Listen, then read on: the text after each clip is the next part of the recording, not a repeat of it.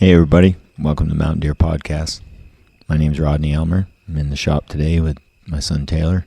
We wanted to discuss anti-hunting some and like hunting's future also, and how we see things may play out. And it's going to be things have changed in a recent past of 5 to 10 years.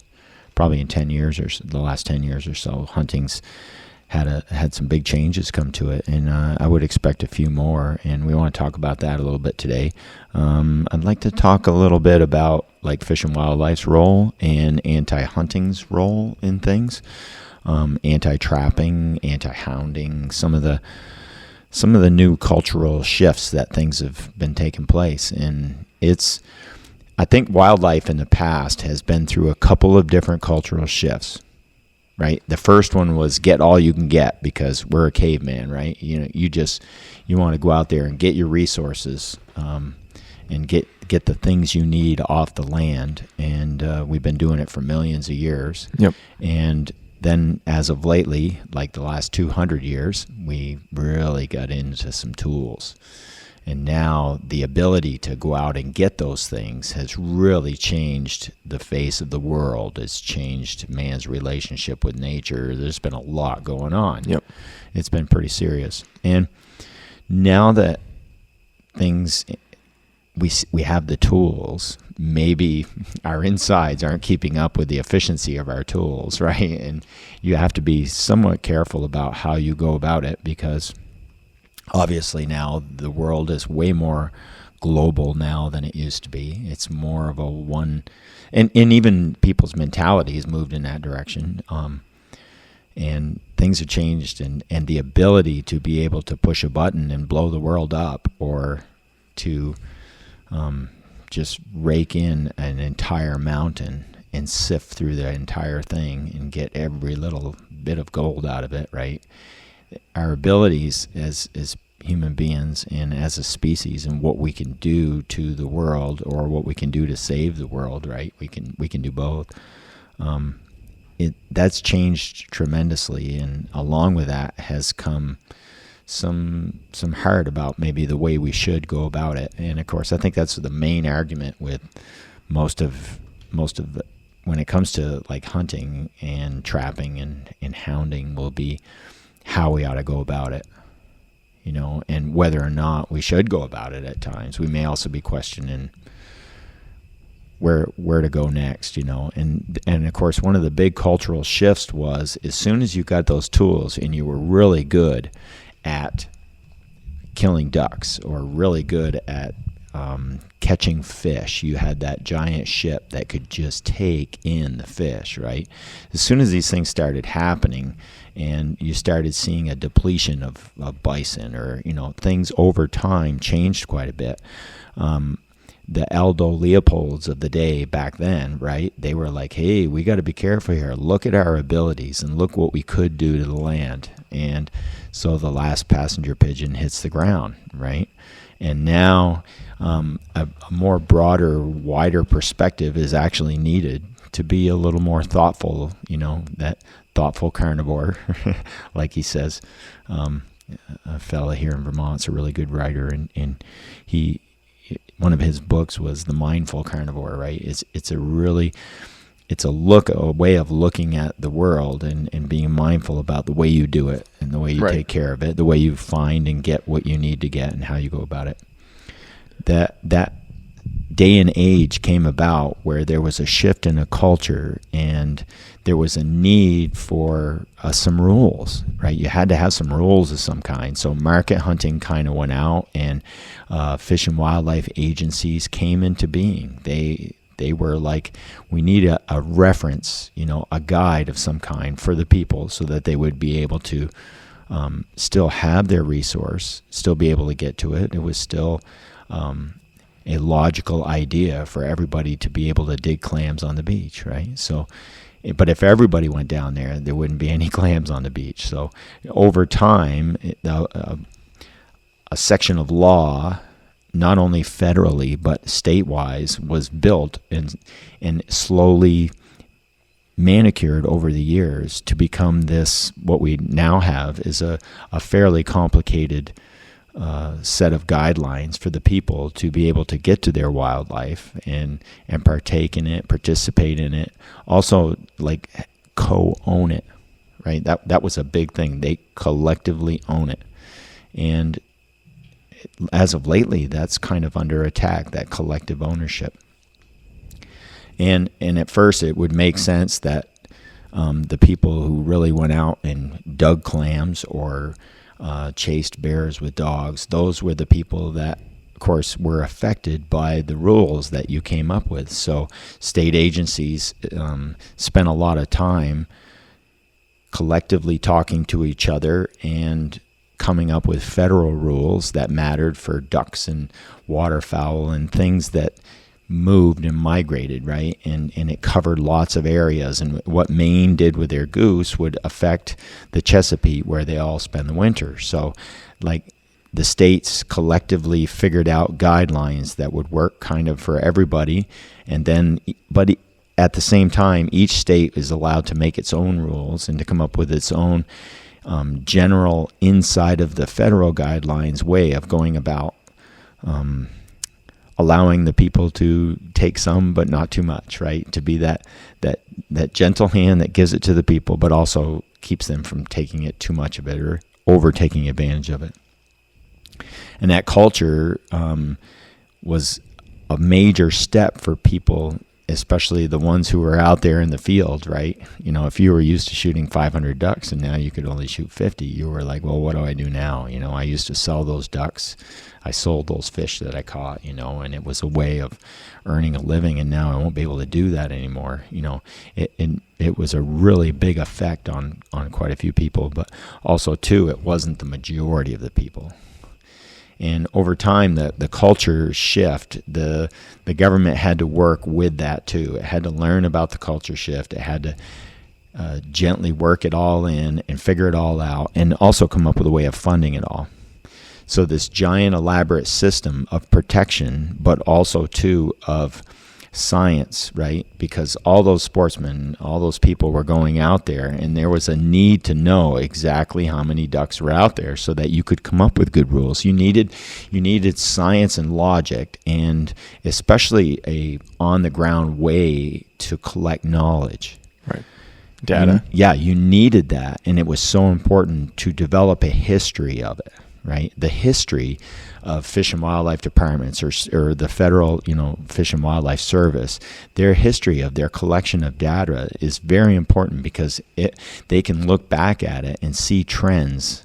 And this is what would normally be around. And if there was a sudden influx of game or a sudden missing of game, you would know about it right off the bat. And that was the point, is to develop a long-term data collection that would allow you to be able to predict well into the future what could happen. You would also notice in as much real time as possible any problems, so that you could keep it there for all the people for all time. I mean, that was a whole point of having all of this, is that it would be there for our children and our grandchildren and for the rest of the world forever. That's what it was supposed to be. I mean, if ever there was an agency that would need to connect the people and the world and nature, it would be, those two branches of government, the Federal Fish and Wildlife Service, and then, of course, state agencies. The like Hunter's role in the whole thing, like, they turned into a tool of data collection and information streams for the departments, because one of the things that would be extremely difficult would be to fund all of these biologists and researchers to go out and collect data. And one of the ways they would have to do it is they would also have to take game, because there's some data you can't get while the game's alive. Right. Like when it comes to chronic wasting disease, you can't test an animal without brain matter. Right. You have to have, and it's going to be a what are you going to do? Go over there and put the deer to sleep, get him on a table, cut into his head, get a core sample of his brain, and all this, that would be so expensive to collect data. And at the same, by the same token, you're collecting the data, but you're also allowing the people to engage with their resources, to engage with wildlife, to get food out of it. And the tool of the department to do their mission, to carry out, the well-being of nature, to measure habitats, to know how the game is doing, to know how all of the birds, fish are doing, is by hunters, because they actually pay them to do it. Instead of the department having to hire people to go out and to do these surveys and to collect data, it's actually the opposite. It is a stream of income for the department and for the feds, and we pay for it. Mm-hmm. We pay for everything. We basically pay them. Like you and I go to Maine, we buy our hunting and fishing licenses. We go out, we shoot a deer, we bring it back. We give them all the information about the wild, like where we got it, the implement we used, the date and time, the other characteristics and things that they're interested in. They put on the reporting forms, and you and I paid to do that. You couldn't find it cheaper. Right, you couldn't. You're getting paid. Yeah. Somebody's going out there doing the work that needs to be done, collecting that data, and they're paying you for it. They're that's paying vital. you to work for you. Right. How else would you fund that? Yeah. You could never do it so cheaply and so well. Right. The amount of money it would take. So what's going to happen is, like, if you have a decline, like the decline in hunting and the decline in hunters and people buying licenses and fishing is a serious problem, not just for the collection of data to know how the animals and the habitats are doing, but also that's how all of this is funded. And it's a critical time, right? It's a critical time to have that support system. We need which is out there. This is a critical time to have that support system. And as soon as the interest is lost in that support system, it instantly becomes more expensive. Oh, it would be astronomically expensive. We couldn't afford to keep an eye on the wild things in places anymore. It may also, which is even worse, it's bad enough that it will become super expensive. It's even worse that no one will care. Anti-hunting or anti-trapping, anti-hounding is like the straw that will break the camel's back. It could potentially end the world in a lot of different ways. Yes, it will add to the problems and it will solve none. Because you undermine the only current support system, and you literally are looking to undermine that system. And especially in some cases, if you take the public's value of it and it shrinks because they're not actually part of it. They're not actually needing it, and they're not actually using it. As soon as you stop using something, it crumbles, right? You don't take that car out and drive it around, it crumbles. Right, rust out. That's right. It's important that there's a certain amount of usage to it all the time, because now there's some focus on it, right? And as soon as a focus is off in the bushes, you're not going to be paying attention. Right. And you won't understand what's going down. If you stop paying attention to your garden, the weeds will take it right over and it won't bear any fruit at all. That's right. You'll end up with nothing, Yep. And there's a certain amount of weeding that needs to happen. It would be natural that there would be a certain amount of weeding necessary. Well, all things need upkeep. That's right. You have to do an oil change in your car, you have to wash it, you have to vacuum, you have to take care of it. Your house needs maintenance. Ourselves, we need to get outside, we got to eat the right foods, we got to move around, we got to use this machine. And any system, has the same kind of basis, where hunting is a thing. This culture and the thing that we do, it's a thing. It's a living thing. It's part of the underlying foundation of humanity. It's part of this, it's part of something that we all are engaged in all the time. Well, there was a day when you had to do it. I think you're onto something. There was a day when you had to do it, and then now there's a time when you don't have to do it. Well, you almost don't have to at all. Yes. For a survival point. That's what I mean. See, the thing is, I think one of the arguments is, well, you don't need to hunt because we have farms and we have all these different things. And it says, well, I have to hunt for the collection of data, because there's no, you can almost just combat the entire anti-hunting movement with, if hunting is no more, no one will manage these things. Mm-hmm. And if there's no voice, there's no Lorax for the woods, who will stop industry and who will make sure that everybody is treating, the animals and forests well? And then you actually have the inverse thing. If you stop hunting, in the end, it will actually be worse for, it'll be worse for the natural things than it will hurt them. Right. That we need hands-on, we need eyes on, and there's no way we can possibly fund it, not unless all the anti-hunters want to just start shoveling money into fish and wildlife rather than pull it out. And even then, like with a lack of enthusiasm, who would be your best data collector, right? If you're out there to count geese or count trucks coming into Vermont right during COVID, right? They're sitting on the highway counting all the vehicles, out-of-state vehicles coming into Vermont, right? That had to be the most boring, stupidest job ever. Oh, yeah. And truthfully, it probably revealed a useless amount of stupid information that didn't matter, right? Yes. At some point, your data collection, if that crumbles, now your ability to predict the future or to see what's coming and to be able to be ready for it, because nature is a slow and easy ongoing thing, and it takes time sometimes to notice trends. It's so intricately connected, and there isn't a single person on this planet that knows it. And it will take all of our experience and input, everyone's, to be able to best understand something so complicated.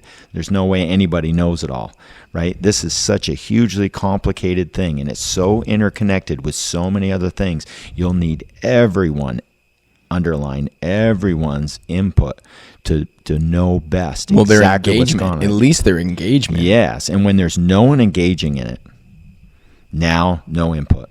Right. You can almost guarantee that. Right. And the things that you don't pay attention to disappear. The things that you don't care about and you don't take time to invest in, they either never get off the ground or they wither. This whole end it all ideal is ridiculous. It doesn't hold up to demonstration. No, and it's fundamentally, like, principle wise, it won't last. And the reason, and there's a huge reason why the anti-movement will never really take root for any duration of time. And a lot of it has to do with the things that we've underlined so far, where if there's no stream of money coming in to Fish and Wildlife departments and to conservation agencies, then there will be no one taking care. There won't be any husbandry to the land. There won't be anyone, no one's going to be taking care of it. Well, the policing too will fall apart. Right. So as soon as no one cares. If there's no funding, so like if you had to take the whole system prediction down and shrink it into a matter of a few statements, how do you see this going step by step? Like, say hypothetically the anti-movement goes and hunting shuts off completely. Let's say we'll ignore fishing for a little while, but let's say all forms of animal harvest, trapping, all of that, hounds, hunting, all of that ends. What's that process going to look like? Well, in the short term, there'll be a boom in populations, an increase in roadkill, an increase in, of course, conflicts. And that's the part you'll hear the most from the sportsmen, right? That's the very first thing they'll say. Well, the populations are going to take off, and they're all going to become nuisances or problems. They'll get overpopulated, and then we start getting into the real meat and potatoes, right? The occurrence of disease, parasites, all of that stuff, plus the degradation of the land itself. Yeah, the habitat. Right. So now the garden is so overcrowded that it actually is not building good soil anymore. It's not doing some of the things it should be. And the sporadicness of the overall abundance and its fruitfulness will decline drastically. Now, whenever you take something that's so intricately connected, all the different symbiotically, all the different things all work together, and of course this giant cobweb of life, and you start pulling on one little strand and you say, well, no more this and no more that, and if this is missing and if that is missing now because of these things, now it affects this, and this, right? So the whole web itself becomes much weaker. And when the web is weak and we are part of that, we don't know how it will negatively affect not only us but the rest of all living things. Right. Now, that may be for the best and it may not. And most people in general, if you ask them, they're well behind and really see the importance of our current system, because it is based on keeping it there for all time. Right. We've all kind of agreed. It's based on science. Yeah, and logic. Right? Straight up logic and the most broadest possible perspective, right? One of the beauties of the way the laws are set up now is that it has the most broad, wide-reaching perspective. And if you continue to look at it that way, it's a beautiful painting. If you look through your microscope at how a hound chases a bear, this one little tiny spot, right? You can't get the whole picture. You're not seeing the entire big picture. And it's very easy in this day and age for us to over-focus on little tiny things where the broadest possible perspective, that's why this anti-ideal doesn't hold up, because in demonstration, it does not keep you on the mission statement, which is for all time, for all people, right? That fades away. The general idea of the painting is now fading away in a quest to understand 2 flakes of the painting down in the corner, right? And why those 2 flakes are curled a little, right? Right. Why this little part seems to be a smudge on life, even though the broadest possible perspective is being missed. And that's where like the anti-movement fails to inspire in many ways, and especially in the broadest possible perspective, right? And the whole purpose of especially logic and science is that it demonstrates how things work. It's like our best possible way of knowing how things work. In general, we tend to dissect things. We pick them apart. We find out what's wrong with it, what we like about it, what we don't like about it. And we often are not, right? You can chop things up, but you don't really understand all of it if that's all you do is cut it up. If you find what's wrong with everything or what's right with everything, and you're not seeing how the right and the wrongs create an is that matters. And that's where some of that stuff definitely, like, it's even on the spiritual side of stuff, right? Even that, same thing, right? You're missing some of the very essences of why it is the way it is and its value in the biggest possible picture. So you have the hunting ends, you have a large boom of populations, and then you have the introduction of habitat, destruction, essentially, where deer over browsing. You have, like, you can see what the moose have done in a very short amount of time in Maine, where you have a large population and they just wreck the woods. You got browse lines you can see forever. There, you have an increase in disease and in health issues for the habitats, and then, general waste. Right, it's an increase in general waste. Right, There's this huge amount of and waste. as soon as you introduce those 2 things, what that also means is now you have the decrease in the population. So as soon as you have no food, no habitat, no wintering areas with disease and higher populations for that, now you have collisions with cars and you have more nuisance. So that means more animals are getting killed as nuisance. And now all of a sudden the population drops substantially. Yes. So you have a giant increase. All of the foundations that the deer rely on, their water and all these food and all this other stuff, now also comes down crashing, which inevitably brings their population down. What's the next thing that happens after that? What's the reaction by people, would you say? There's going to be probably a little bit of a panic to things at first, right? Of we need to bring the buffalo back, right? So let's raise some buffalo, right? That's what we saw with the buffalo, right? They shot them all, got rid of them all. Like, let's just do them all in. They get down to just a few individuals, a couple, 300,000-400,000 or whatever, and they nurture those back into existence. And now, of course, there's back to the boom again, right? They start raising them and they make more and more, but they learn about them as they go. They care about them as they go. And then, of course, even like with the elephants in Africa, at some point the elephants start being too much, and now they're back into the farms. The bison are leaving Yellowstone and going out onto the ranches, and they've got diseases, and brucellosis can get mixed in with the cattle and the fella who's farming, and you're back into confrontations. So that means you're back into management. And you're back into management again, and you're back into killing and again. And now you're into hunting. And so the anti kills with death and disease and degrading of the habitat. The hounder and the anti-hounder are both hounders, right? They really are. One is hounding to stop, one is hounding to hound, right? But they're both just doing some hounding, right? Right. And they can't let up. Meanwhile, you have Fish and Wildlife agencies who are taxed like crazy with not only having to do a lot of extra work, but also too,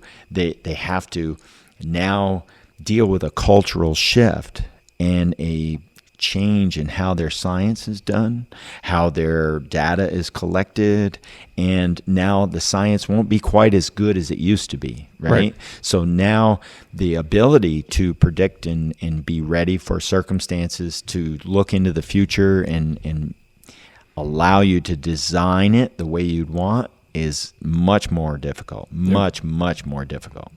You and I, recently we went on vacation. We went down south and we rented a place on a beach and yada yada, right? The typical New Englander vacation. And you and I are sitting there one of the evenings. Everybody had gone to bed, and you were telling me about you're basically keeping me up to speed on all of the hunting politics and things that were going on in Vermont. Because as you guys know, I live in Maine, so I don't. The only way I know about really what the news is here is I get the scoop through Dad, and I see some stuff online, a little bit of independent research, but not much. But you kind of spelled out what will happen. Your prediction you spelled out to me, and I found it so profound, and I found it so informative and so shakingly just like, wow, that is exactly what is going to happen. And this is how you kind of put it to me, and that made sense to me. Was there's two scenarios. If anti-hunting ever takes route, if it ever gets in, there's two ways that it's going to go down. One is either it'll be a short-term thing where hunting comes to an end, you have a boom in population, you have a sudden decrease, and now you have wanton kind of waste everywhere, and there's death, and there's just deer laying everywhere. There's all piles of them in the woods because they didn't make it through the winter and whatever. That will get out, and then everyone will scream about save the deer, and we will basically have to kill off a whole bunch of them, manage our woods and manage our lands a little bit different, raise the population back up into shape, and then we'll have to keep them there, and hunting will be back. Right. Or what's going to happen is there's another way to look at it where hunting comes to an end. So what's going to happen is there's going to be no funding, which means there won't be anyone to work at Fish and Wildlife, which means there also won't be any game wardens. There'll be no importance to a game law. Right. And you have like a state trooper who's going after, rapists, murderers, drug dealers, like the typical cop stuff. He doesn't have time to deal with the turkey, a guy that shot a turkey with a .22, right? You will be able to get away with that, and no one's going to be able to say anything to you because there won't be anyone to enforce these laws. It's kind of a low viewpoint to ban things, right? In a lot of ways. You can have it as a not suggested, right? Recommendation. This is probably the way we should go, right? But there's an inharmoniousness to banning of all things. I don't care if it's guns or anything, right? At some point, it's some of this nonstop. We need to make a law for every little thing. Is like a patchwork performance, right? It does not allow for the knowledge of how and why we got to where we are, and it can never make up from extremes, right? Putin invading another country is an extreme, and it may be against the law, but the law didn't stop it, did it? Right? And it doesn't stop murder. And when you get to the stop sign, right, you can't trust that your fellow citizen is going to stop. As you pull through the intersection, you look to make sure he's going to stop, because that stop sign law does not completely protect you. It is not.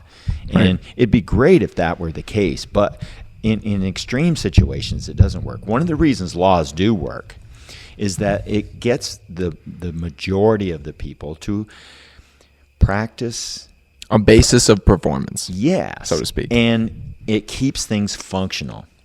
Now, as soon as you start banning things and erasing them, now all good possibilities are lost, right? And sometimes there's some growth and some good things that should come from that, but you don't want to add to the disorder, right? And as soon as there's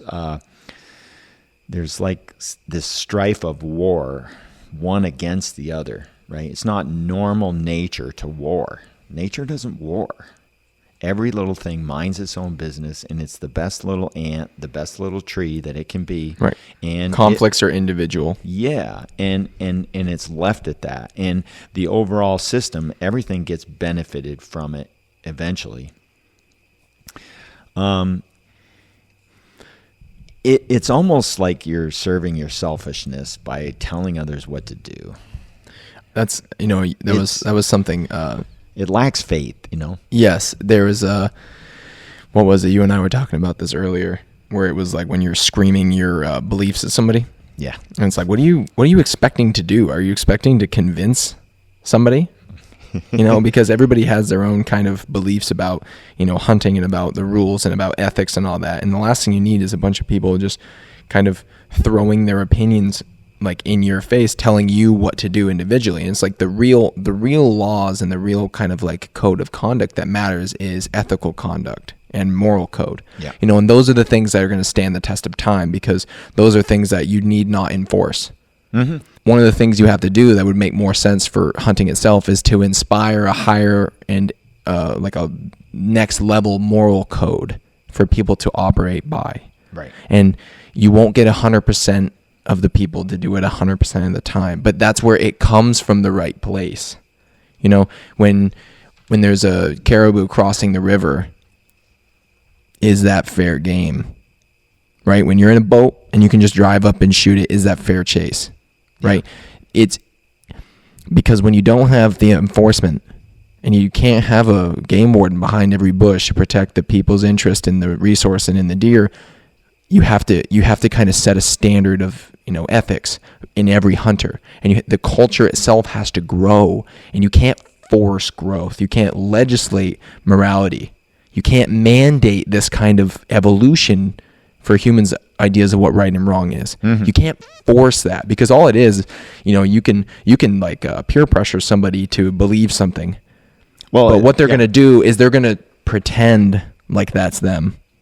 But you're not changing them from the inside. You're forcing them to act a certain way when they're being viewed, right? And that's not where it matters. It matters on the inside. It matters when you're in the woods all alone and you follow the law still. Yeah. And you say, no, I'm not going to shoot. You say somebody shoots a doe, walks up, they're not going to leave it. That's the thing. That's what you want to do. You want them to take responsibility for that action and not to just say, well, I'm just going to leave it here because no one's going to know it's me, right? You're trying to get away from that thing where you don't want the threat of punishment to be the reason why somebody follows a rule.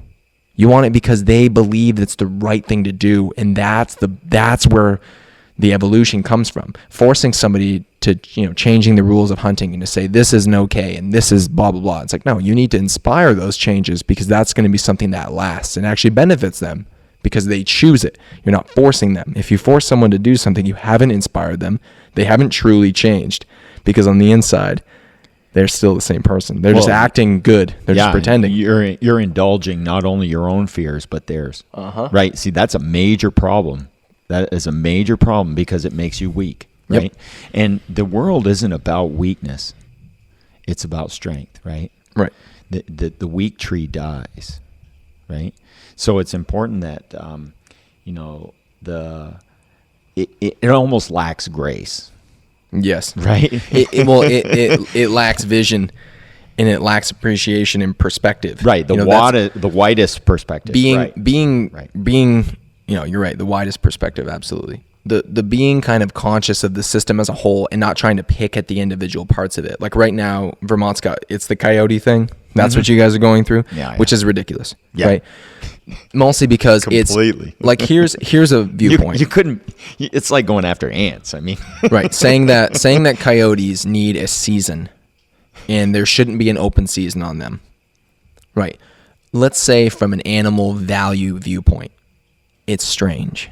When you look at the outside and you say, well, all of these other animals have seasons where you leave them alone. Mm-hmm. There's sections of the year where you can hunt them, but the rest of it you leave them alone. Mm-hmm. And for them to go through their natural processes, rear their young, feed, do all that other stuff. Yeah.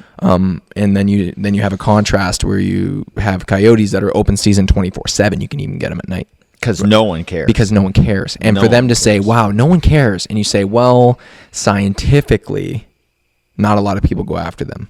Really. No. Not a lot of people are like coyote hunters by definition, how they would define themselves. Nope. They're not going to say I'm a coyote hunter. Nope. Most people are happenstance coyote hunters. Mm-hmm. Where an opportunity presented themselves. They never had one. Good, ethical, clean, legal shot. They took it. They harvested it. Bang. It's in the truck.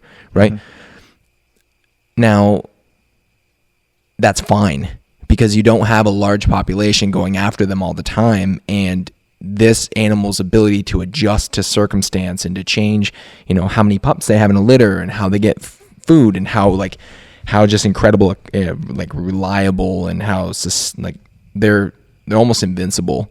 Coyote populations, they're here. They're not going anywhere. Well, not only that, but like when you start saying, okay, you can't throw one away. Okay, well, I'm fine. You shoot one. Like a want and waste thing? Yeah, like a want and waste thing. Okay, let's take that. Like we already have laws that are in place right now. What are those laws? And those laws now say that when an animal is alive, it belongs to everyone and it belongs to the state. It belongs collectively to the public trust. Right.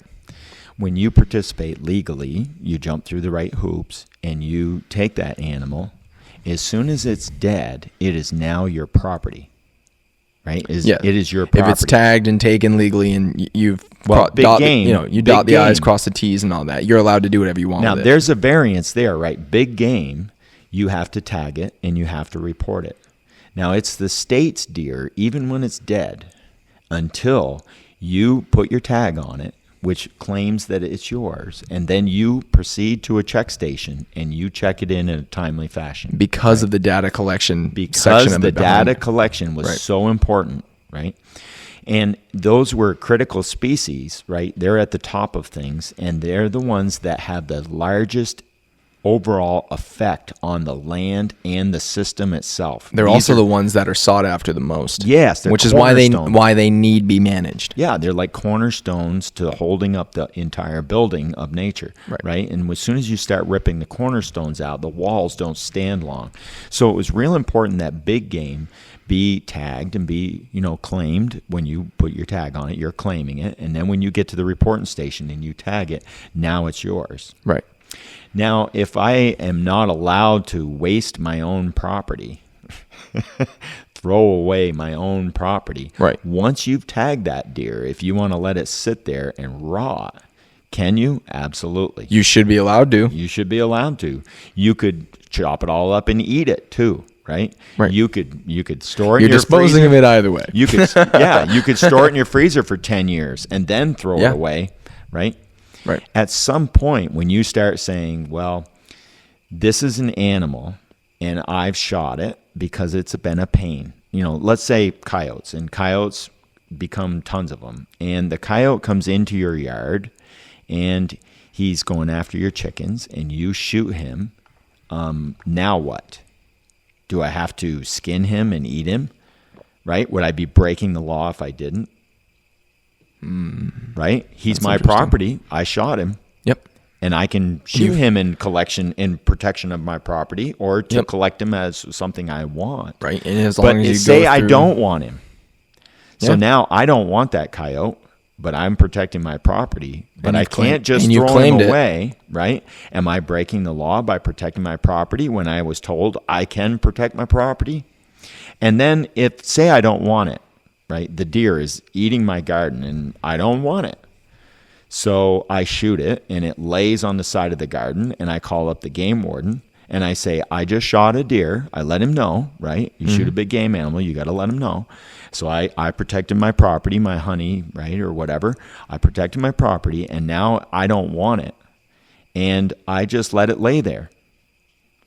Is the game warden, now that he hasn't come and taken care of it, is he breaking the law? Right? There's some serious issues with the way things are. And when you start telling people what they can and cannot do with their property, right? Yep. So you buy a chair, you want to bring it home and burn it, you should be allowed to. This is a giant can of worms, know? And at some point, you now decide, well, what is wise use of, right? So I shoot a crow, and now I just got to keep one feather and I can throw the rest. What is the law really accomplishing, and how well will it accomplish its goal, and how necessary is it to accomplish its goal? This falls under the same issue that all laws have, where all you're doing is stacking the amount of things that law-abiding citizens have to do. right? Because now you have somebody that shoots a crow and says, well, by law, I have to use this thing, right? So now they have to eat it. It's like more schoolwork. Right? But guess what? Guess who doesn't have to do that? The criminal. Yeah, the guy. Criminals never have to do anything. They never have to follow any laws anyway because they don't follow laws. So it doesn't matter how many you stack up, they're not going to do it, right? Yep. Guess who's going to have guns if guns are outlawed? Criminals. Guess who has all of the drugs that have been illegal since the get-go? Criminals. How is that going? How's the war on drugs going? It's not. It's not. Because there's money, there's livelihoods, there's all this stuff tied to it. It's got an economic value. And see, the problem is, just enforcing laws is an issue right now. And the more that you make, the more your law enforcement agency has to know. And now the more they have to do. There's more policing and not a lot of police when it comes to game wardens and, law enforcement officers in general. There's not a lot of game wardens and there's a lot of hunters. And protecting, the public interest in this resource is huge. It's a huge undertaking, a huge responsibility. And as everybody is, they're understaffed. And as soon as you start increasing the amount of work that they have to do, how are you going to actually enforce all the laws that you're writing? You're merely just scribbling ink on paper that's not going to amount to anything. See, that's a huge problem, is you can introduce a million laws, but if you can't enforce them, no one can keep up with them, no one can keep track of them, and now the public has to keep track of it. And the only people who are going to are law-abiding citizens who are going to be like, man, this is just too complicated, I'm not going to do it. Yeah. Now what? Yep. Now the whole thing goes and falls over. And if hunting and our relationship and all these other things are supposed to evolve, your hunter to hunter relationship, hunter to public relationship, and hunter to, the resource, your natural things, your habitats, your creatures, that relationship needs to evolve as well. And if there's no system that's going to take the place of what we have right now, this is a pretty awesome working method. Yeah. Is it not? It's a volunteer, almost. They pay you to help you to manage the wildlife, right? We pay to do this. We pay to take care of these animals. People are putting in food plots, managing their woods. They're taking time off from work to do this. People are spending like hours, working on the environment. What your job pays you per hour. Go multiply that by the amount of hours that you spend deer hunting and fishing and all that, and like buying gear and researching and trail cameras, the amount of money on fuel, travel. Think about all these small little townships in New England that rely on hunters. All the money. The amount of money that we spend is astronomical. We support more than just fish and wildlife. We support gas stations and farmers and different little gun shops and fishing stores. Like, we hold up a ton. We spend a lot of time and money taking care of these things. And if you pull us out of it, what's going to happen? Nothing good. And we're going to have to step back in like 3-4 years to fix the whole thing. And now it's just a giant mess. And then we went through a giant speed bump of a decade. If hunting ends within a decade, it'll be, 15 to 20 years, we'll have it turned around-ish, or be on the path to do that. But that decade period of all this just BS social stuff happening, none of this is based on science. No. None of the anti-movement is based on science. None of it. There are some things that are like, well, how come you manage this species and not that? Well, that's a good idea. Maybe we should think about it. Where's the money going? Like, there's been a lot of benefit that's come from some of the scrutiny and some of the finger pointing of antis. It's pointed out a lot of holes in our process, a lot of things, a lot of corruption, a lot of issues inside the Fish and Wildlife Department, a lot of things that hunters are doing. Biases. Right. There's been a lot of that, and that needs to be worked on. And if anything, that's their real benefit that they're going to have, is to make this whole process, make all of us more accountable, to make us keep track of things better, to make sure we're doing it from the highest ethical perspective that we can. But also to question things. But to end the whole thing as a whole, that's to stop idiotic. the system as a whole, Idiotic. is ridiculous and also partially impossible. Because definitely. it will have to come back, because the last thing anyone wants to see is the interstates lined with dead deer, one after another, after another, after another, after another. And when you start getting into car accidents with moose and bears and stuff, and people start dying, it's going to be an issue. As soon as human lives are starting to be costed, guess what? We're going to be back. It's not going anywhere. Hunting is not going anywhere. It can't, because we don't have another system to replace it with. Something has to take it. You can't just pull this out. Even anti-hunting creates carcasses. Yeah, more. in fact. Yeah, and more wasted carcasses than what you think you're protecting, right? You see, ultimately, it fails to demonstrate how no one knows it all. Yep. No matter which side of the fence you're on, even if you're the state agency and you're doing your best and you're keeping your eyeball on the horizon and you're steering for it, right? You still don't know it all. And one of the things that hunting fails to do and anti-hunting fails to do, right, is to demonstrate that no one knows it all. That's an important thing, that we keep our eyes open to everything that's going on. And we always reevaluate what we're doing, why we're doing it, and its usefulness not only to the world, but to us. Correct. Right? Now, if we stuck with that, we'd be in a lot better shape, right? Failing to see that how your own personal attitude lines up with the world, right? That's an important step that each one of us has to take. And when you take something like science or logic, and you just throw that away without consideration, you fail to unify. You're not working on nature's behalf, right? Anything that, whether it's a law, whether it's an action, whether it's a love or a hate, it has to ask itself, is it good overall for everything? Right? It has to unify things. And there's, right, state agencies were used to dealing with trappers. They were used to dealing with hunters. They were used to dealing with houndsmen, only because they're the only people who ever showed up. They would hold a meeting and ask the public, what do you want, people? And the only people who are interested are the people that are involved in the system anyway, which are the people who partake in it. Yeah. Now enter a party of one. I don't like that. I don't like that, right? That's all you get out of them is I don't like that. You get this nonstop criticism about every little thing. And often fails to bring anything new in. Right. Just kind of like trying to pull something out and not replace it with anything. Right. And more I want the steak dinner, but I'm only going to pay for a Happy Meal kind of thing. You can't actually do that and benefit well.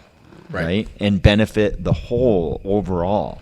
And as soon as your eye is off the big picture, if you only care about eyelashes and you don't care about eyes, right? Or the trillions of living things in Lake Champlain, right? Trillions of living things. Never show up at a water issue and only care about eyelashes. Like at some point, dude, you're not doing your whole job here. Right. And then also too, people who like know it all. Ooh. And when you act like a know-it-all all the time, right? Oh, that's trouble, right? It's actually a detriment to you to be the smartest person in the room.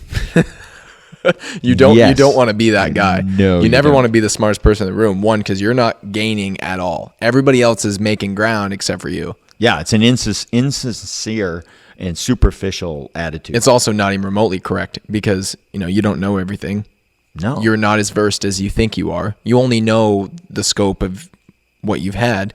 You only know things through your filter, and we're missing a large piece of it. One of the things I would love to get is I would love to speak to somebody on this topic who is of a different belief system than you and I. Mm-hmm. I'd love to talk to somebody who's of the other side of the movement. I find myself more smack dab in the center, where hunting needs a facelift, hunting needs to be modernized, hunting needs to be improved. The hunter himself needs to work more on the hunter than the hunting.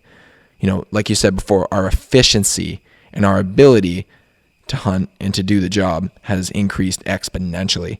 Trail cameras, rifles. Now, it's one thing to hone your skills and get very good, but it's another thing. There has to be some kind of higher, movement that a hunter himself can make. The motivation, the ethics, the reason why he does things. And, his interior has to evolve as much as his exterior ability has. Yeah. Like you were saying earlier, we have to evolve with our ability to do things too. Mm-hmm. Our minds, our communication, our relationship to nature, all those other things should be focused on as well. And those things are harder to do. Well, it's irresistible urge to tell others what to do, right? Mm-hmm. Both sides suffer from that terribly. Right. And there's no interior perspective. Boy, oh boy, it that lacks love and like true service, not only to nature but to your fellow man, right? It lacks love ultimately to yourself. Yeah, like at some point you got to stop the crusade of 1,000 cuts. Yeah, right. Because is it really serving things ultimately? And like all this bleeding that's created on both sides is foolish, right? And it's unnecessary. Well, you see the people that are like more. They want to continue the way that they've always done with their eyes closed. And that's kind of the other end of the anti-hunting movement because, everything has that kind of extreme. You have the people that just want to shut the whole thing off without supporting it at all. And then you have the other people that are unwilling to kind of acknowledge the issues that not only they have, but also that side of the coin has. Hunting has a lot of problems. It has a lot of areas where it needs improvement. Oh, no question. And if the anti-hunting movement is valuable at all, that's where it's going to come from. Well, sure. It should be a chance for us to say, wow, maybe we are not doing things as good as we could. Maybe I am not being as evolved as I could. Maybe the system needs a few tweaks. Is it a bad system? No. Does it work very well? Yeah. Does it need improvement? Yes, absolutely. But to turn a blind eye and say, no, we're doing it right and blah, blah, blah. It's like, well, we might be doing it well, but we could do it better. And this is a great opportunity for a kind of a collaboration, a team up, a partnership between people who are more skeptical to whether this system has value, but you have an emotional kind of reaction on both sides where they care about the wildlife, but in a different way. And they don't see the implications of it. There's an implication of ending hunting that's worse than hunting. Also too, like, the love and the hate, right? The over passion for the love or over passion for hating, right? Shoot them all, kind of like that freaking things. Right. Yeah. I don't like hounders, so I'm just going to hound every hounder for the rest of my hounding life. And right? At some point, like this is stupid, right? Yeah.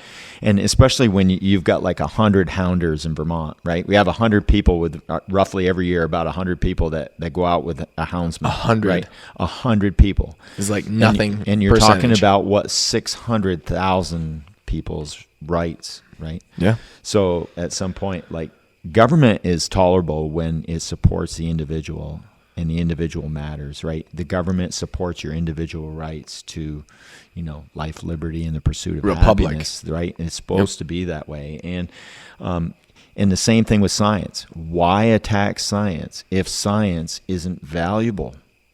And I understand that you should question science. That's how you do science. And the measurement of it. That's right. You say because there's some biases and sometimes there's some errors. That's what the hunting data and like the rules that we have on bucks and stuff like that is collective data measurement. Mm-hmm. It's not one person going out and measuring it all with the same control and all this other stuff. That's not the case. No. You have biologists going around who can't really age 100% accurately by looking at teeth. The only way to do that's to take the cookie out of it and to count the rings. And it's same, like, you have discrepancies and you have outliers and you have issues in the measurement of the data. And the only way to get even remotely accurate numbers is if everybody collects it all.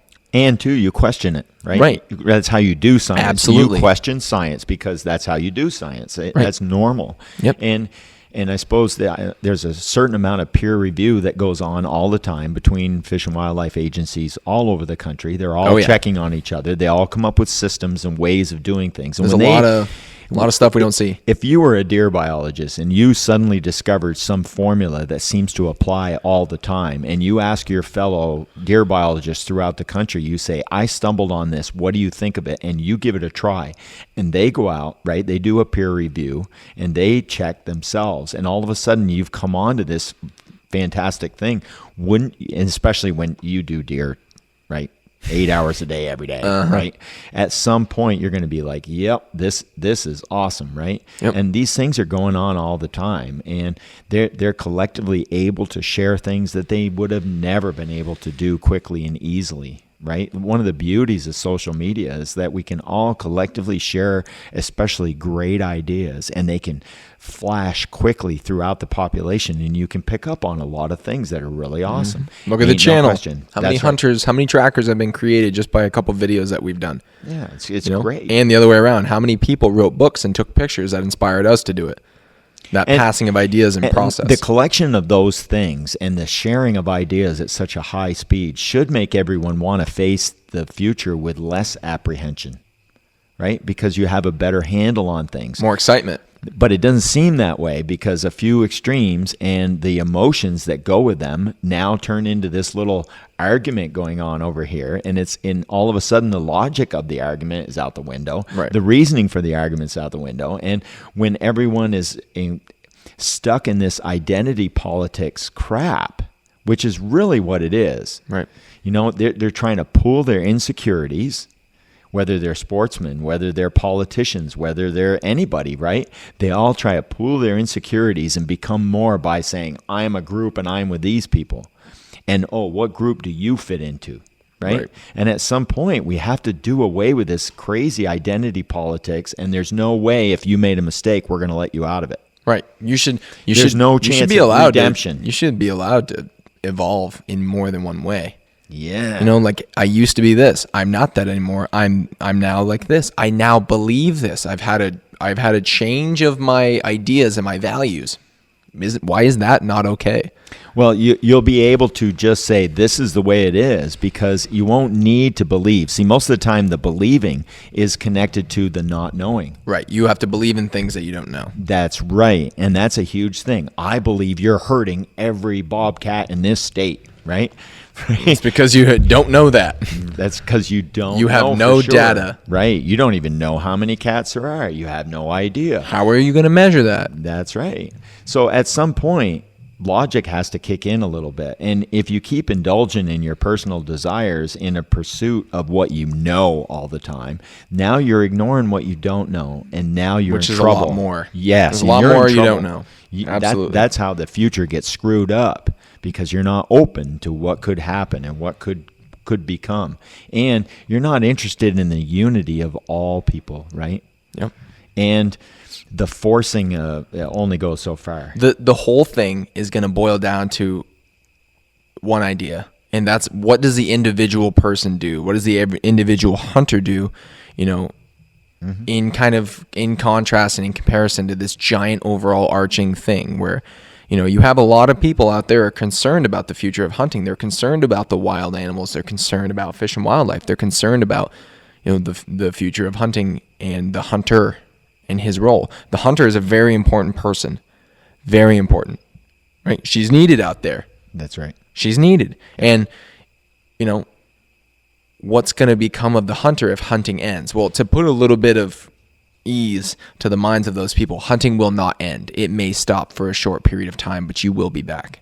Oh, yeah. Because it's so vital and there's nothing to replace it yet, that hunting's not going anywhere. That's right. And the thing that an individual hunter can do, you know, with all of this going on, is to go to meetings, to share ideas, to also be gentle. Yeah, With the people that don't know. That's right. There is Speak this well. big like hatred for anti-hunters, and honestly, the perspective is they should almost be treated like children in a lot of ways, where they don't know. They're upset. They're throwing a fit. They got a good reason to They're be. throwing a fit, Yeah. but you know, right? Your kid, you're not going to give them ice cream, right? Because they're going to bed and they're like, I want ice cream, and this is the way it should be, right? That's they believe they should be allowed to have ice cream, and you as the parent go, no.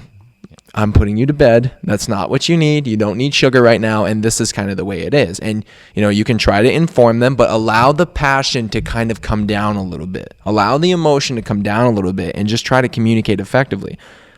And everyone's entitled to their opinion, and they're not bad people for it. No, not at all. Because somebody believes that animals are valuable and they should not be killed, that is their opinion. They're entitled to it. And it's just as good as somebody who believes that deer should be managed for all time. That is exactly the same. Both opinions matter, both people matter, and they don't deserve to be condemned for having a different belief system. Not even remotely. That's the opposite of what the United States was built on. It was built on people being allowed to believe what they want to believe, to be able to practice their own religion, to be able to have freedom of their own choice, to be their own people. That's super important. Yeah. That's the whole thing that we're talking about. And it would probably require... And as hunters, the thing that we need to do is to make sure that our opinions are heard, that we hold Fish and Wildlife to do their job. We make sure that we still participate in this system. Yeah. Do not be scared out of being who you are. No, we're hunters. right. We're going to go out there. We're going to do what we do. We're going to have a great time, and we're going to show the public that this is a good thing. Yes. Because not only are we on the big stage of the internet, but we're on a larger stage of our role in nature. Our job is to be the Lorax for not only the deer, but the fish, the moose, the birds. That's our job. We are the representatives. We're the ones who are collecting data. That's our role. We report back to Fish and Wildlife. We are the tool. We are the hand that gets this very important job done. And we can't lose sight of that because some people are upset with what we do. Well, that is a massive thing that we need to take more responsibility in. Yeah. The ethics shows the broad and needed identity, right? Yep. Right. It shows purpose. It does. Right. And it's also when we do that, everyone will approve. It's a more universal spirit to have. Yep. And if you don't have that, if you're not universal, if you're not inclusive and you're exclusive and you want to stop everyone and everything all the time, right? Mm-hmm. That's a fear and a wrong, like, anti-growth. Well, it's not helpful. It's not helpful. It's not helpful. No. You're not being helpful. You're not helping yourself. No, it's not. Necessary. And that will fade. See, everything is evolving and everything's becoming, and we're on a process here. And this is not the way it's going to be forever. No. You know, nature changes, the tide changes, the seasons change, and so do we, and so does hunting. And hunting is going to change, but it's going to change for the better. And logic says it will. It will. It will. Everybody chill. It's going to be okay. Right? See, logic, everyone needs to be a lover of logic, right? Because it creates rhythm, it makes structure, it creates self-awareness, it shows you the patterns of how things are. That's super important in nature because nature is so complex that when you understand the patterns, and the logic shows the rhythm and the patterns. It's like music, right? Logic is like music. It shows a rhythm and a pattern, and it makes it easy to follow. Do you remember, who was it who came out with this, like, they were putting out like a movie about like hunters and the anti-hunting war and all this? Where was that? Remember that?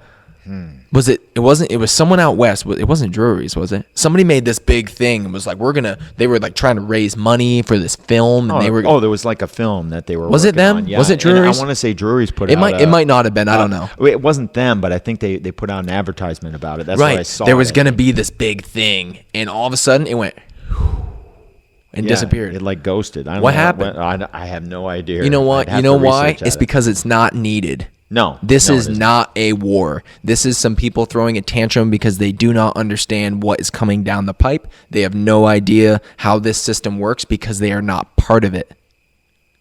They do not work in this. They're not in here. They're not out in the woods doing what we do. No. They're not spending the money that we are. They don't spend the time learning. They don't work with Fish and Wildlife. All they do is bother them and hound them. They hound us, and they don't see the big picture. Are we doing things that don't look good? Sometimes. But that's where the whole improvement thing comes in. But like, this isn't going anywhere. It's not going to happen. This is not a war. This is not, is there going to be some deer casualties if hunting ends? Yeah. Is there going to be a problem with our habitat? Yeah. But don't worry. We're going to fix it.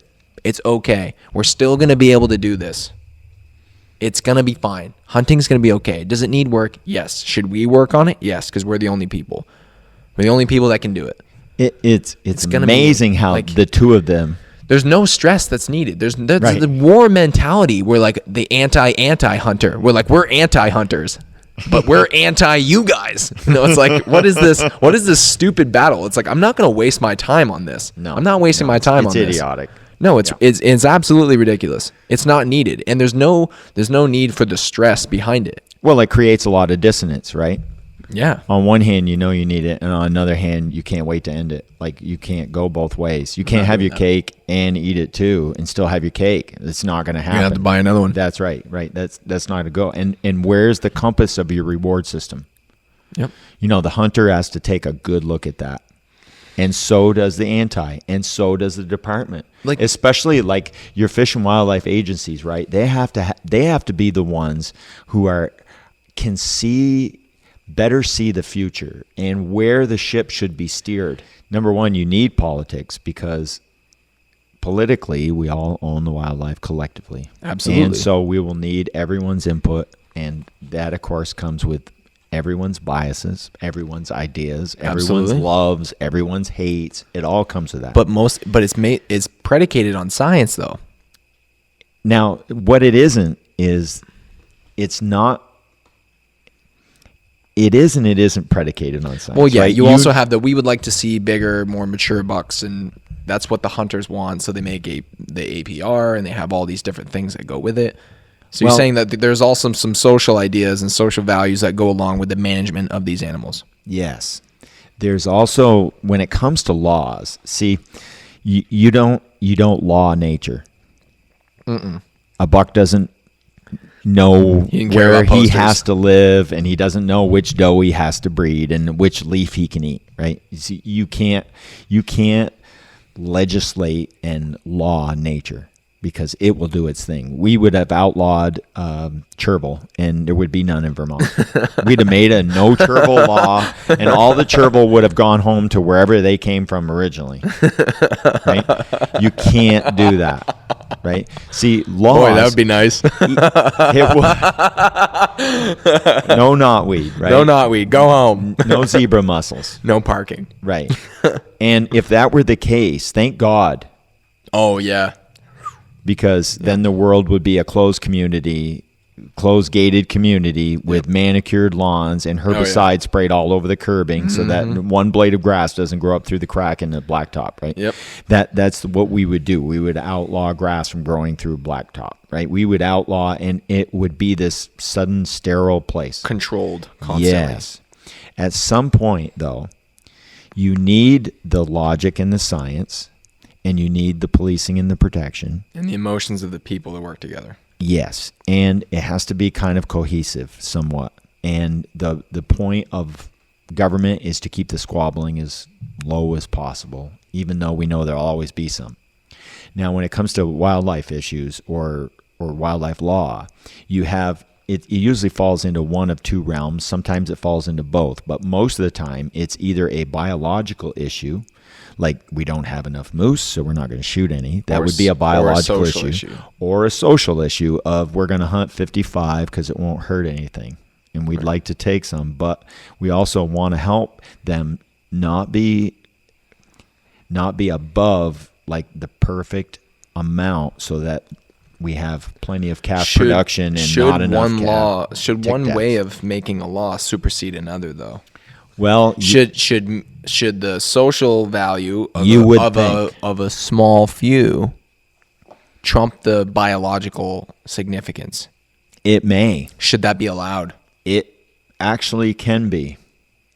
But it is allowed. But it goes against the mission statement of the department, though, to do that. To end hunting with what we know will occur. Well, part of that mission statement is the fact that the people get to decide. Like a past legislature cannot hold a future legislature at hostage.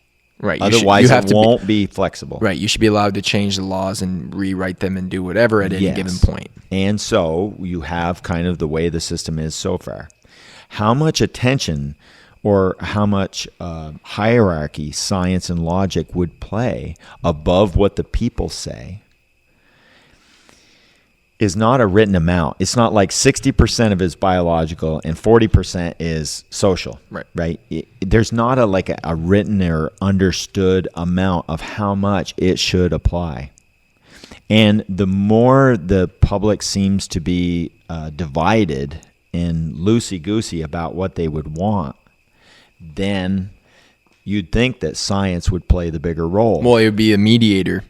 And also, too, if it were me deciding things, I would say, well, how much does it go against the original, biggest, broadest possible message that the picture paints, right? Which is all things for all time. right? The broadest part of the mission statement of the department, which everyone agrees on, is that wild places and wild things stay around for all people for all time. Because they're so important, though. Because it's so important. And it even needed its own branch of law enforcement. Now, if we attack it with a billion different laws, and that branch of law enforcement, say, gets dissolved and becomes part of the state police, and they're no longer wardens anymore, and now their duties and expectations are changed to other things. And you end up landing into that hierarchy of laws where what's more important, a turkey or a murder? Yep. You have that a issue. Speeding ticket or somebody, Right. shooting a partridge out of season. Nature to social, social to social. The thing's dead. Right. When you get to court, how much will it matter there? Right. The hierarchy of the law, if it's dissolved in any way, and if you really feel importantly about it, the last thing you would want to do is to undermine the hierarchy of the law part of it. So at some point, you may be helping, but at some point, you may be hurting. And you have to understand where it is and logically take it in. Does this really help in the long run? Is it really beneficial? And then also you need to see the effects of it yourself. There's been a few times when I've been privileged enough to be on a hunter safety remedial course where poachers are talking about the things they've done, right? And they're discussing how they broke the law and how things happened. And maybe even sometimes they would talk about the reasons that they did it and stuff like this. Their story, essentially. Yes, and you hear the real story of how it went and why it went. Right. And you get to better understand how you would end up at a point where you're breaking a fish and wildlife law, whether it was on purpose, whether it was just knowingly, or whether it was completely by accident and didn't even know, right? There's all Ignorance kinds of the law or something. There's all kinds of levels on law breaking, right? It's not only a level of the law that you break in the hierarchy of laws, but there's also like the individual the kind of intent circumstance that's behind it and Right. what was going on. Well, and law is all intent. that is all right. intent. And at some point you have to say, does it serve us overall? Or is it not serving us overall? Right. And at what point may we be losing by having it? Right. And to be able to say, well, this really isn't worth the effort. Or to say, well, we got to try really hard, so we'll end up breaking and like making it a negotiation for the price of a car when you're selling it, right? I'll start up at 900 so I can get 500, and then right. So at some point you have to say, well, how much is this benefiting our grandchildren? And how much do people belong, right? And how much do I understand people's nature? If you want to be part of law or part of government, number one, you're going to have some money. You're going to have some patience. You're going to have to like people, right? You want to get in the people business, you got to like people. You can't be a people hater. Right.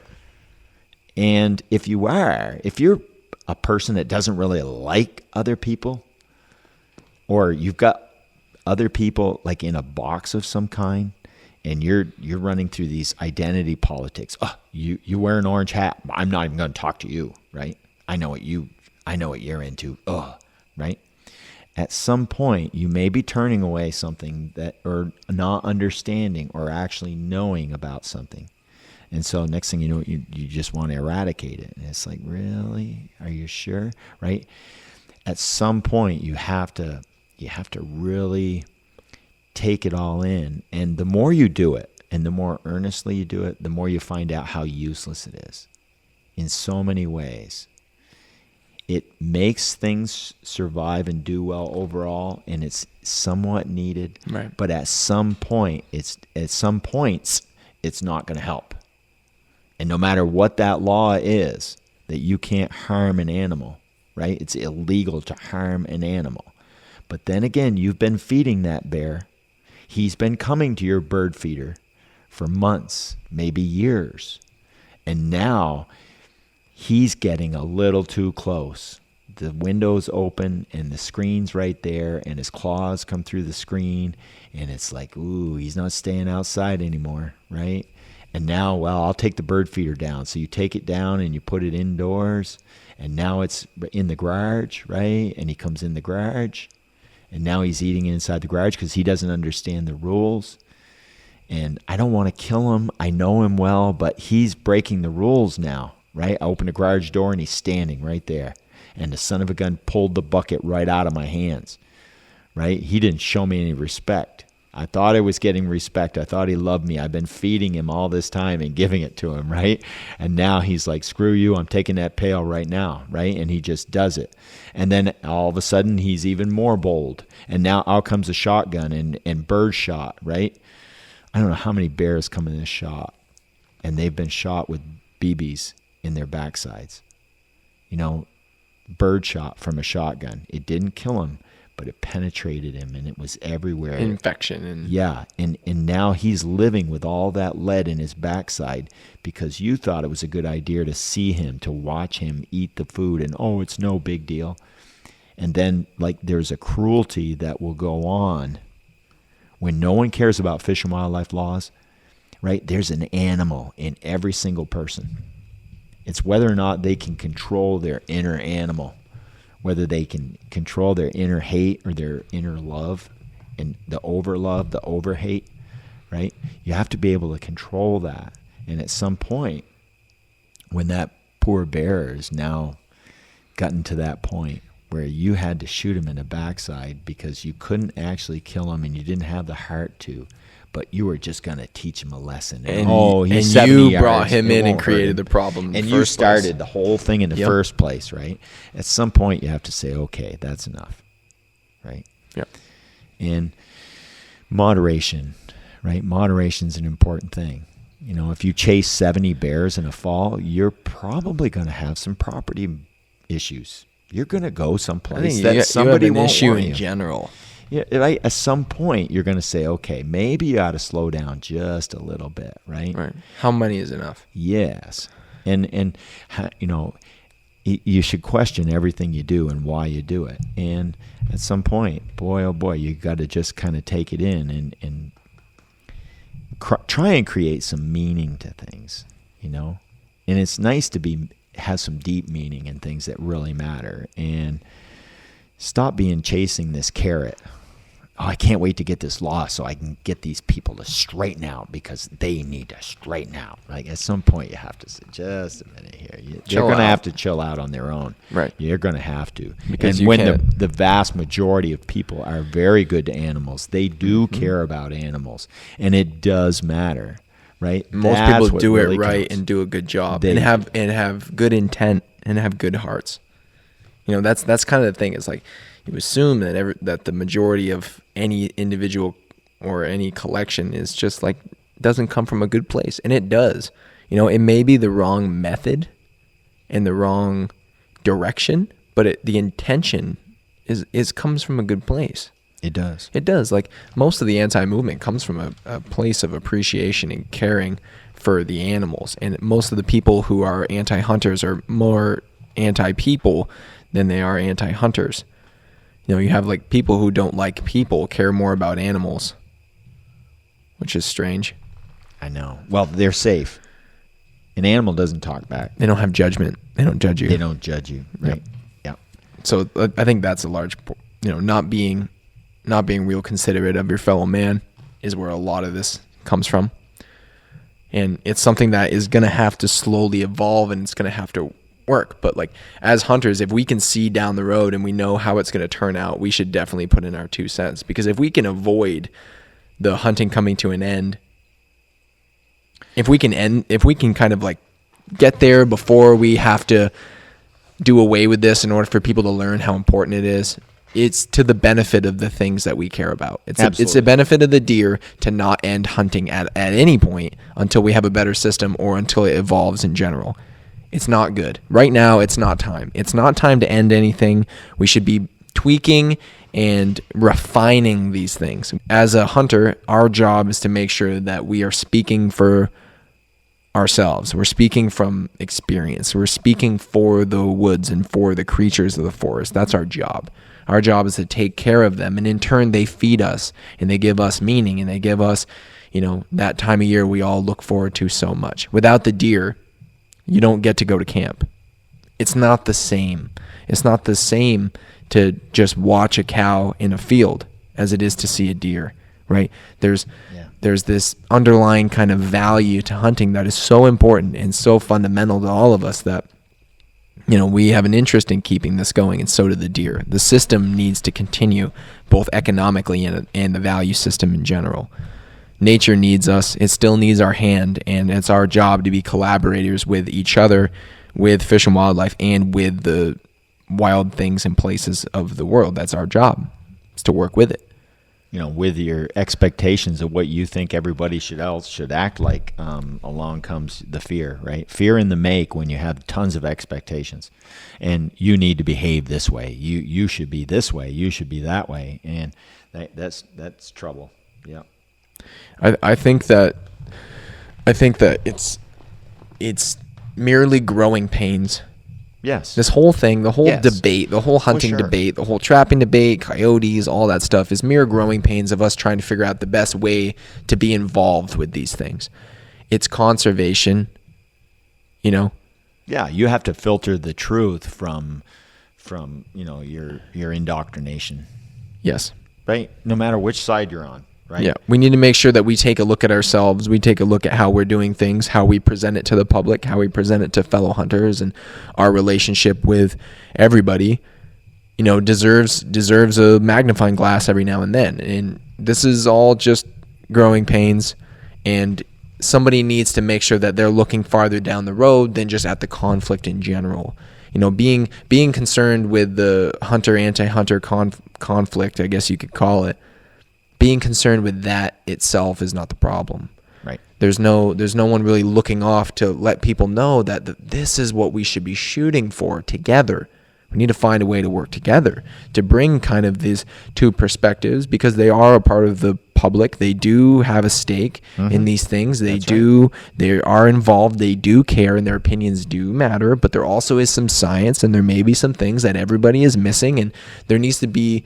We need to kind of take it upon ourselves to be the people that say, hey, what about this down the road? Let's look a little farther than at the hood. Let's look down to the turn that's coming, that if we're too busy fighting over the wheel, we're going to go off the road and it's not going to be a good deal. Yeah. That's kind of our thing. And I think that might be an underlying theme. That might be something that we carry throughout the rest of the year when it comes to the content we make, the discussions we have, some of the people that we get on the podcast.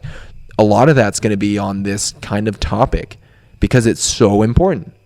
Well, it's fundamental to how this whole system runs. If we get back to that part of where you think things will end up, I think that when you there's a heritage in nature, right? We're part of it. There's no question. Like life and nature is a heritage, and we're all kind of living it. And we belong to it. And as soon as you start making government and the idea around government, it's bad, it's this, it's that.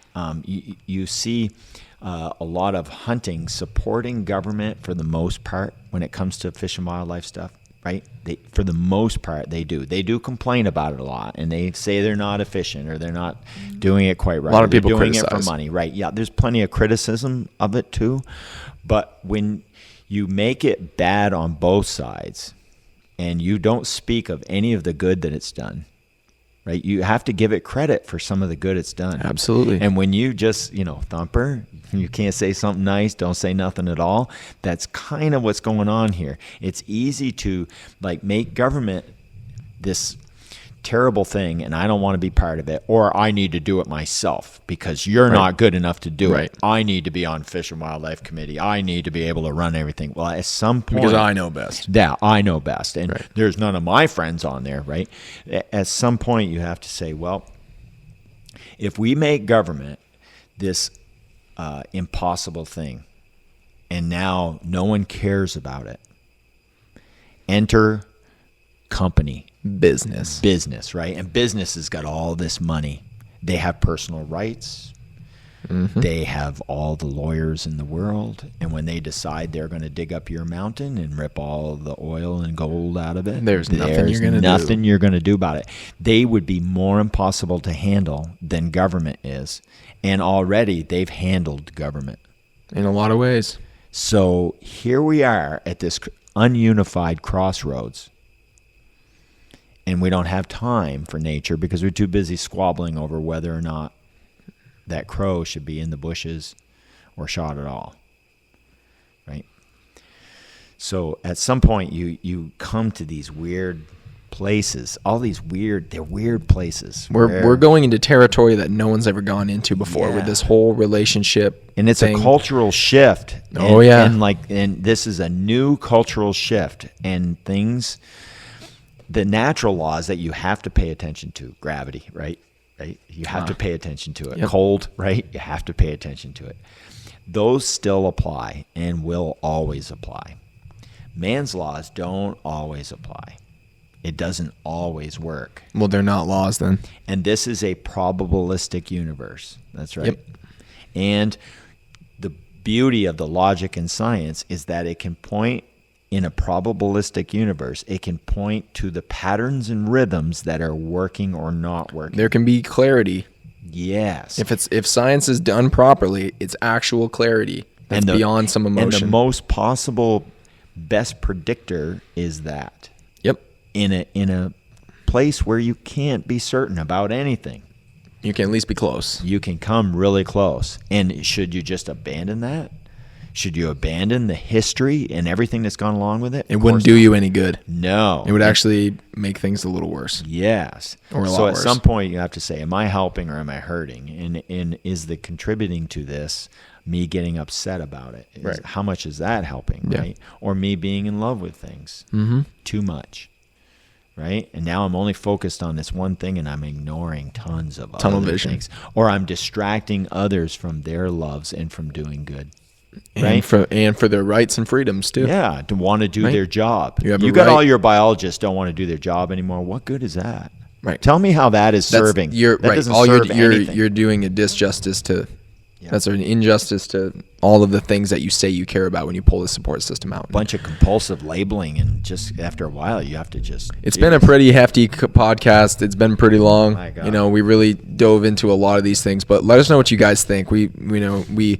Our opinions aren't the only ones that matter. Definitely write into the show. You can send us an email, ASK-MTN Even ours don't matter all that much. Well, no, they do. They're part of the collective, and these ideas, we need to share them. We need to communicate to each other. If you found this podcast valuable or interesting, or maybe you have a contrasting idea about some of the things that we've talked about, share it, talk about it. Definitely, these things are really important to hunting, and if we care about hunting, we have to share these ideas. We have to talk about it with each other. And you can send us an email. You can hit us up on Instagram, Facebook. Go to some of the comments sections in our YouTube videos. We're gonna put this one up on YouTube as well, because this kind of stuff needs to get out. We need to have more of these actual like intellectual conversations that are a little bit more open and a little less kind of like beating the drum of our own team that we're on. That's something that needs to happen a little less of, because that doesn't advance everybody. That's not good for the deer. It's not good for the turkeys and moose. That's not what's going to help them. What's going to help them is all of us coming to a consensus about the right thing to do by them. And that comes as collective conversation and debate. We have to have that. And this is all just growing pains, Absolutely. And, thank you guys so much for listening to the podcast. We've been thinking about this stuff a lot. We're going to talk about it some more. We're going to get some guests on here. I'd love to get a biologist on here, and maybe we can get some people from Fish and Wildlife Department, a couple game wardens or something. We'd love to get more perspective, because one of the things we don't have is all of the information. We don't have all the information. You and I are basically going off of what we've read, seen, and heard from anyone inside of it, our own personal experience in the woods and stuff that we've kind of developed our own theories and our own ideas, and those need to be sharpened against somebody else's intellect in order to know if they're useful or not. Our intentions are pure. They are. Like, you and I are just talking about this, and we're all having a conversation here, and the idea is that we care about this a lot. We have a lot of passion about hunting and about being involved with the system and going out. We care about the deer. We care about the trees that the deer eat. We care about these things. And, if we do have the value system that we do, that we say we do, at least we need to do something about it, and we don't need to go into the future with anxiety or apprehension about the future of hunting, because it's okay. Hunting is going to continue. It just is. Okay, guys, it's not going anywhere, but it's time that it gets looked at, and it's time that we have this discussion. And we all have a responsibility as hunters to do a few things, and it's time that we start doing them a little better. You can see the holes. You see places where we've all kind of let down a little bit, where we've kind of said, it's okay, because there's only so much you can do when you're a part-time hunter, basically in the fall. That's about it. We have to overcome our imagined differences. Yep. Because we're not all that. And we also have to take a look at ourselves with some actual clarity. And that's kind of what this podcast was about. And, we appreciate all the support you guys have given us. We've been away a long time. We say this every time we disappear. We've been really busy, but, we have stuff going on. We're doing some changes. We're working on some stuff for the channel, and we have a few cool little things coming. We try to get into some stuff and get some interesting collaborations out there. We have some stuff coming in the fall that's going to be fun. There's some people that we've been talking to, and some people that we're going to be talking to in the future, and hopefully we can share some of the stuff that you guys have had going on. We want to do some channel highlights and things like that. So we have some more. We're going to try to do some podcasts this summer, even though we're totally busy. Haven't put anything out since December. Yeah, so I feel, dude, every time I look at it, somebody's like, hey, where'd you guys go? I'm like, damn. I feel like I'm like, crap. Yep. There's just so many facets to all of our lives. And that does kind of illustrate what it's like to be a modern hunter. It's not 24/7, 365. So it's hard to keep an eye on these things. It truly is. Yeah. You look at people like us that are in it 24/7. We got the taxidermy and all this stuff. And we're in hunting all the time, but it's hard to keep your eye on it when you have so many other things going on. Well, that, and I try and put it away at 5 o'clock if I can, and go back to being somebody else. Be a human for a little bit. Yeah. Yeah. But thank you guys so much for listening. Dad, always a pleasure. Yep, it's great. Good to be home. Good to hear your words of wisdom. They're encouraging. Yep. You're a very encouraging guy. Well, we'll see. I think it's our job, all of us, to bear witness to what we know. Yep. And to do it to someone who's listening and would care about what we have to say. Yep. Right? There's no point in putting out the pearls in front of pigs. They're not going to pick it up. Right. And at some point you do the best you can, and even like your dog, right? That's why you love your dog so much, because they bear witness to your life, right? And it's sort of the same thing, right? Yep. I go out in those trees and I walk around in those woods and just glow. I just love them so much, and I watch the rabbit out the back window of the shop while I'm working on a deer. I see something move out the window and I look, and it's a little snowshoe out there, and it's a he or she. I have no idea. But it's hopping around out there, and it's got ears. in my mind, it's a female, and she's got some little ones here somewhere, and she's just running around, and she's just hippity hopping around, just looking around all over the place. And I don't know if something was after her. I looked to see if something was after her, but that didn't seem to be. And it's a really wonderful thing to know it's all out there, and we like knowing that all of you guys are out there and you're living your lives and everything's going good, and want to stay upbeat about as much as we can. Yeah, and I trust all of you guys, and I appreciate everyone who's out there doing this. Yeah. Who's hunting and who's being involved and who's helped fund the whole process that keeps it up. Because when my little girl grows up, I want her to be able to go out there and wet a line and catch her first bass, and I want her to shoot a deer. And because of the values that come from all of that, and the life lessons that come from being part of that system are huge. And we can't really afford for the whole thing to be undermined, because it's more valuable than any other system that we have as people. And you can't throw people away either. No, and I want her to be able to share that and to teach other people, and I want the whole game to keep going, because that's where the value is, and that's why we do what we do, and that's why we're so involved with it, and why we teach people and do this stuff, because it's important, and we want you guys to get the same joy and benefit out of it that we have, and we look forward to the future with excitement and not apprehension. Yeah. Definitely, for sure. Nature's a fractal, right? Everywhere you look, it's the same. Yep. It's a universe of big and small. It's a universe of big and small within you, and it's a universe of big and small within other people, right? And it's all nature. It's your own nature, other people's natures, and then the nature of the world. It's a fantastic thing. And if you appreciate any one of those things, whether it's just yourself or just another person or just the outdoors, right? Just the actual nature, if you love even one of those, you should be able to love the other two easily. They're synonymous. They are. Yeah. Thank you guys so much for listening to the podcast. As always, here at the shop, got more coming. And hopefully we don't ghost you for another 6 months. No. All right, guys. Thank you. Take Appreciate it. We'll talk to you next time.